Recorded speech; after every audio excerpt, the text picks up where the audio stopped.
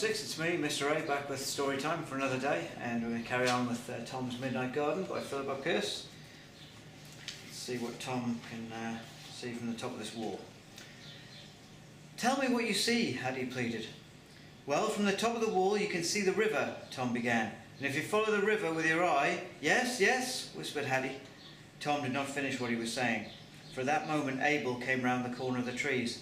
He was running. He rushed straight at Hattie. He set his hands upon her shoulders and pressed down, so that Tom saw her suddenly crumple to the ground in a kneeling position.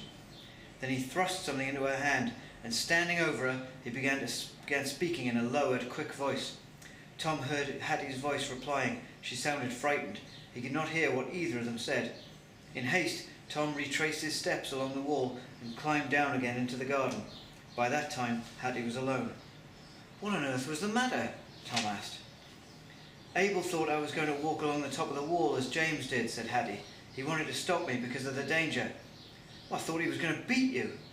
"He made me kneel down on the path and swear on his Bible, swear never to climb the sundial wall and walk along it." "Was he very angry?" asked Tom. Hattie said slowly, "No, I think somehow he was frightened." "Frightened?" Tom frowned. "You mean that you were frightened? He was angry." "No, I was frightened a little, just because he was so quick and strong. But I'm sure he was frightened too, and much more frightened. When he made me take the Bible, his hand was all clammy and it shook." "Why did he suddenly think you might try and climb the wall?" asked Tom. "Because he saw me looking up at it in that way, I suppose." "No, that couldn't be the reason," said Tom. "He was running when he came round the corner of the trees. He must have been running with his Bible in his hand before he ever came within sight of you." "Perhaps he heard me talking to you on top of the wall." "No, you only whispered, and he couldn't have heard me." By that Tom did not mean that he had spoken very quietly, for he had not. He meant that, even if he had shouted with all his strength, his voice could never have been heard by Abel. Unless it could have. "Well then," said Hattie, "perhaps Susan saw me from a bedroom window and came down and told him of it." "Perhaps," said Tom.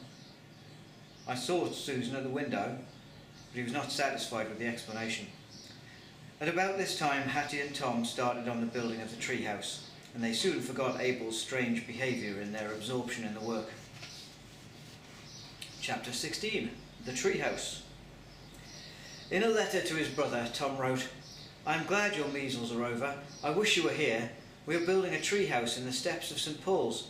Peter read the letter and then burned it, as he must burn all Tom's correspondence now. He went sombrely out into the Longs' little back garden and began to put in some half-hearted work at a construction in the apple tree. Mrs. Long, watching him from the kitchen window, called. "I wish Tom were here home to help you." She spoke uneasily. She had told herself again and again that she completely trusted Gwen and Alan with the boy, and indeed she did. Nevertheless, she sensed something unusual and mysterious in the air, and it troubled her. The Kitsons were better off than the Longs. There is all the difference in expense between having 2 children and having none at all. Tom might have been made discontented with his home by the luxury he was experiencing away from it. But he was not. Mrs. Long had to admit that. Tom's letters to his parents contained nothing but brief, dry reports of a dull life spent almost entirely in the company of his aunt and uncle. He did not seem to find any pleasure in it, not even in the meals now, yet he had asked more than once to be allowed to stay on. "There are no other children there," Mrs. Long pointed out to her husband that evening, "and Tom never seems to go anywhere very special. Does he tell you more, Peter, in his letters to you? They seem long enough." Peter looked at the ground. "I think he just likes staying in the flat." "Well, he'll get out of mooning about indoors alone when he comes home," said Mr. Long cheerfully. "Won't he, Peter?" "I suppose he'll have to come home for school anyway," said Peter. "He missed the end of the summer term because of my measles, but he'll have to be home when school starts again." "When the autumn term starts," cried Mrs. Long in alarm. "Why, we must have him home before that, Peter." Peter looked doubtful, so Mrs. Long said, "You surely don't want to spend all this summer without Tom?" "I suppose," said Peter, and waited for them to ask him what he supposed. "Well, I suppose that if Tom doesn't want to come away from Aunt Gwen's yet, I can go there too and stay there with him." Mrs. Long stared at her son, almost frightened, but Mr. Long laughed. "What on earth would 2 boys do in a poky flat without a garden?" "I'd like to be there with Tom," said Peter stubbornly. "You surely mean," said his father, "that you'd like to be here with Tom. You want him to come home."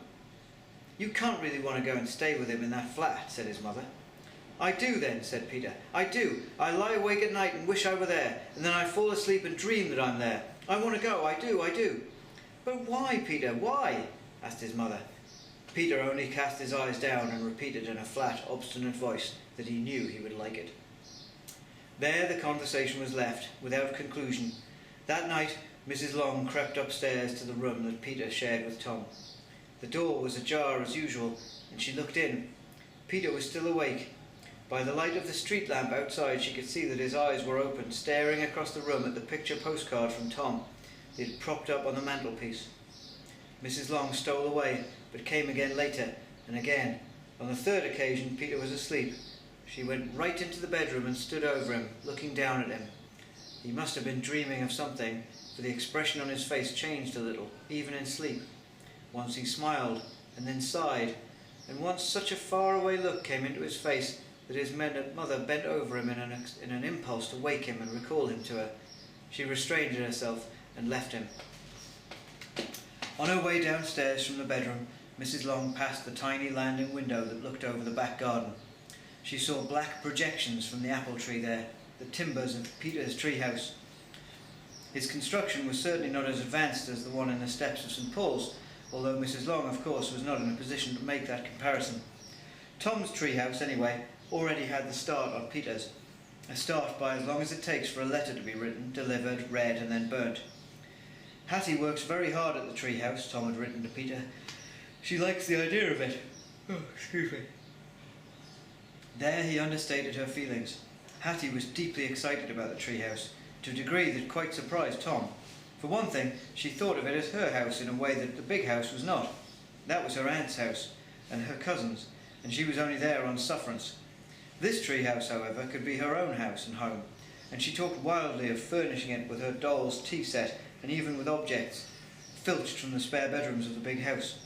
Tom, in alarm, had to reason her into some sense.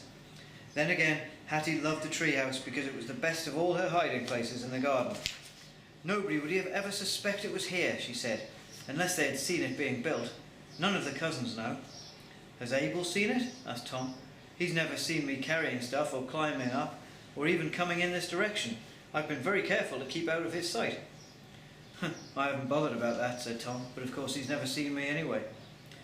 "Of course not," agreed Hattie, and then they changed the subject hurriedly, for their quarrel about ghosts and which of them was one was still fresh in their minds.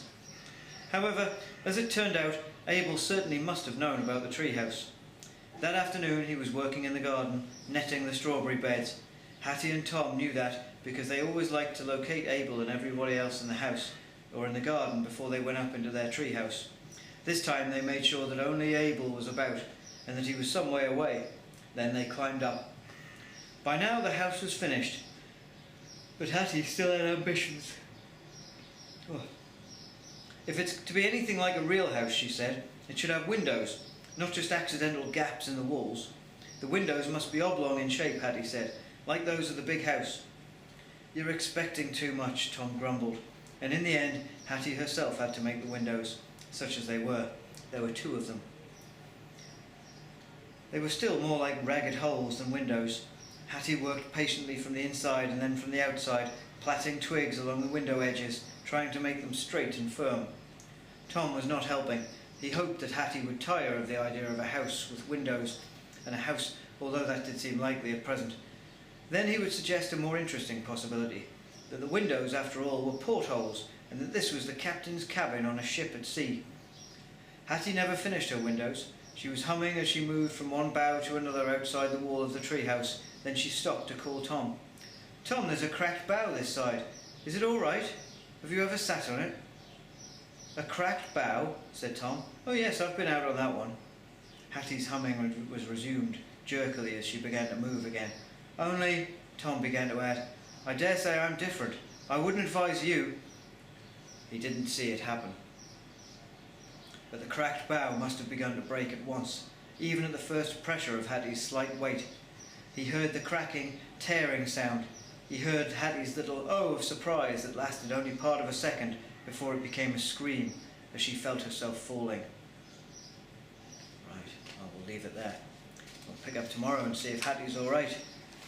See how high this tree is. Right, okay, thanks very much for watching and listening, and have a great day. I'll be back again tomorrow with another one. Take care. Bye bye now.